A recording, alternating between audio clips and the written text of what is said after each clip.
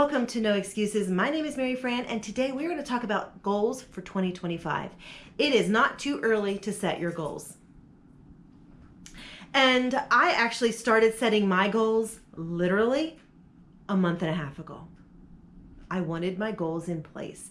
So I started setting them out and I had them written down. They've been on my desk for quite some time. But before I get into my goals, I want to talk about what makes a good goal. Now, if you don't care what makes a good goal, you can skip ahead and I'll put the timestamp right here of when you can skip to get to my goals. But I highly recommend staying because setting good goals is important. The first thing is you want your goal to be definable. Just saying I'm going to lose weight is not definable. You want to have a clear-cut goal. I will lose 5 pounds. I will lose 10 pounds, 20 pounds, whatever it is. A definable goal. That goes for everything, not just weight loss. You want to set a financial goal? Just saying I want to save money isn't enough. How much do you want to save? Make your goal definable. By the end of the year, I will have $1,000 saved. I will have $5,000 saved. By the end of the year, I will have my credit card paid off. By the end of the year, I'll have so many extra mortgage payments made. Make it definable. Number 2, make it attainable. Now, definable goal is really good, but this next thing and the most important thing is make it attainable. Make it something you have a chance to make. Because if it's not attainable, you're going to get depressed, you're going to get discouraged, and you're going to give up. Make it attainable. If you want to lose weight, don't say, I will lose 150 pounds in the next 3 months. That is not attainable. 150 pounds in a year would be difficult. Will I say it's not attainable? No, it would probably be attainable, but it would be difficult. Make your goals attainable. You know, if you owe $150,000 on your house, saying that you're going to pay it off in 1 year while you make $50,000 a year is not exactly attainable. It's doable if you have other sources of income, but it's not attainable. Make your goals attainable. Make it something that you can actually do. The third thing for your goal setting is make a plan. You obviously have goals because you want something in your life to change. You want to lose weight, you want to be more fit, you want to have more money, whatever. You are obviously making and setting goals because you want change to happen. But what you have to do is you have to set a plan, because just because you set a goal doesn't mean it's going to happen. You actually have to change yourself. You have to change something. If you want to start saving money, you've got to start not spending it, or you've got to start putting it aside. If you want to lose weight, you need to stop eating the cookies. If you want to be more fit, you can't sit on the couch every day watching TV and eating potato chips. You've got to get your butt up.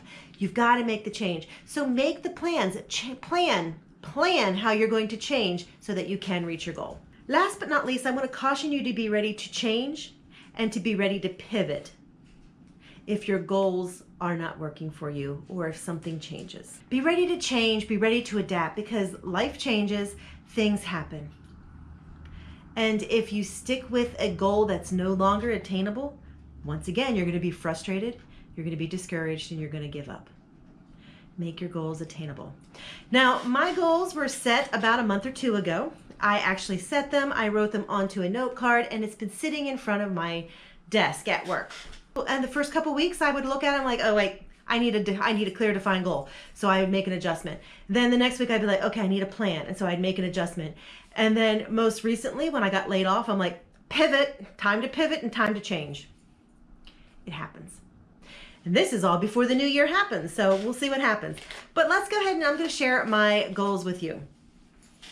And I'm going to share the ones that I started with first. So the first 2 goals are financial in nature. And the first thing is I wanted to have $2,000 more sitting in my savings account at the end of the year. $2,000.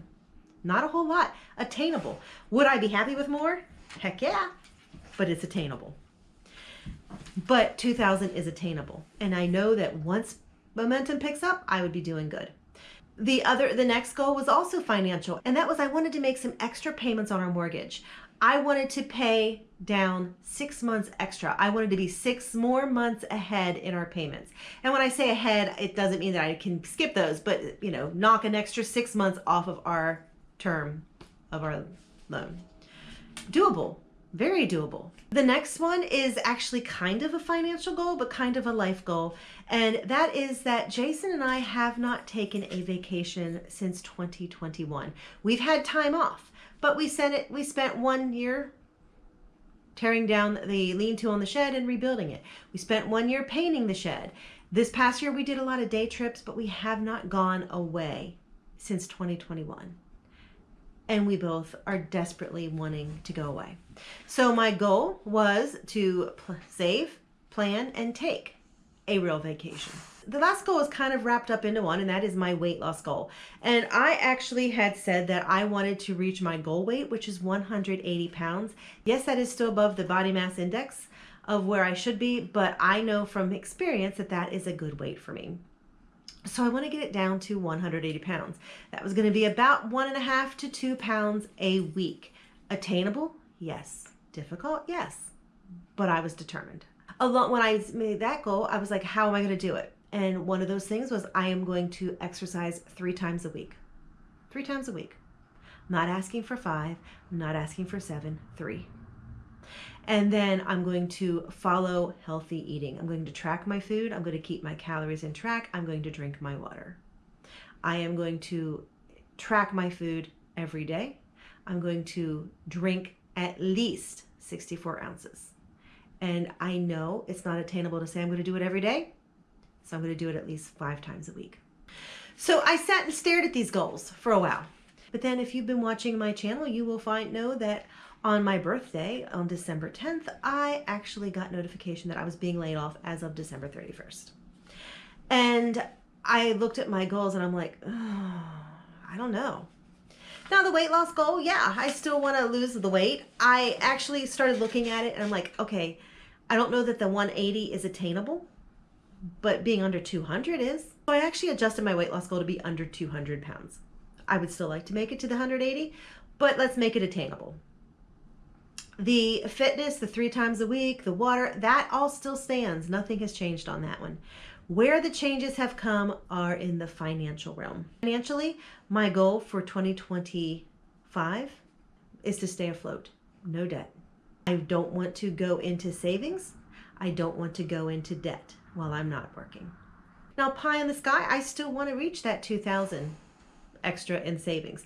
And I actually have that. I have my goal and then I wrote the pie in the sky. But the real goal is now no debt, no use of savings. For the mortgage, I would still like to have 6 months extra paid, but I'm aiming for 2. For vacation, I know that, I may not have the vacation time. I may not have the money. So instead of a week-long or 2-week-long vacation, I'm aiming for 2 nights away. Just 2. So you see, I pivoted and I made it work. I'm not getting rid of that first page with my original goals because, yeah, I'm still going to try to get them. But the real goals are now the adjusted ones that are more doable and more apropos to where I am in life right now. Now, along with my goals for 2025, I actually also have set aside some goals for myself while I am off work, because I was off work the other week and I didn't have any plans and I was a slug. I felt horrible. I ate more than I needed to eat. I wanted to sleep. I was depressed. It's not good. And if I'm doing that every day, it's not going to be a good thing. So I have some goals for myself for 2025 while I am unemployed.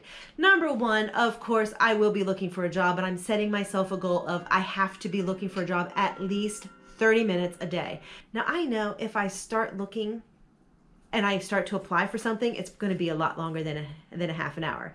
I mean, the other morning I applied for a job and it took me an hour just to apply for that one job through their website. It took forever. I need to have a goal of I have to do it 30 minutes a day. Weekdays. Weekends are off. But weekdays, I need to do 30 minutes of job hunting at a bare minimum. I am also going to take time to practice my piano for 30 minutes a day at least. I just got my piano back in my possession. I am loving having it. My hands are sore after I play it. My skill level has dropped drastically, but it's coming back slowly. I'm going to practice the piano 30 minutes a day. I have a couple projects that I want to finish. I want to finish digitizing the pictures, plain and simple. I've been working on those for my family for a long time. I want to finish those. When I finish those, I want to go up into my pictures that I have that are in storage. I'm going to pull those out and I'm going to digitize those because they are also same family pictures. So I want to finish digitizing the pictures. I also need to reorganize and revamp my laundry room. I just got some nice metal shelving for down there. I want to put those in place and get everything set. When I do it, I believe I want to get some paint and paint the walls at the same time because while everything's out, it would make sense. So I want to redo the basement laundry room. I want to leave the house every day. I've been working from home for 4 years, and so staying home is not a big thing for me.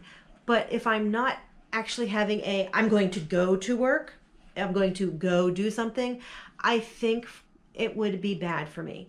And so I am setting myself a goal to leave the house every day. Every day. What am I going to do? I can leave the house and I can walk. I can hop in the car and walk through and drive to a graveyard and walk through a graveyard. I can, walk somewhere because walking is cheap. But I need to leave the house every day. Now, that's not only important for my mental health and for me walking, that is important because I have been working from home for the last 4 years. I have been working from home for all of Kiwi's life with us and for all of Zoe's life with us. They have never been away from me. Yeah. Zoe is unless Jason's home and she's with Jason outside, Zoe is very rarely more than 20 feet from me. Now we do go to grocery shopping and we do stuff and I have gone away, but it's limited, it's minimal, and it's not very common. If I have to get an office job, this dog is going to go crazy. So I know that by stepping out of the house, I will be helping train her and get her used to me leaving on a daily basis. And with that said, with the walking, I know that if I'm sitting around the house, I'm going to be getting no steps. And I am making it my goal to get at least 5,000 steps. My true goal is 10,000, but minimal 5,000 steps a day. And if I'm leaving the house to walk, it should be easy. But anyway, those are my goals. What do you think? Are they attainable? Are they doable? Let me know. What are your goals for 2025? And let's meet these goals together. No excuses.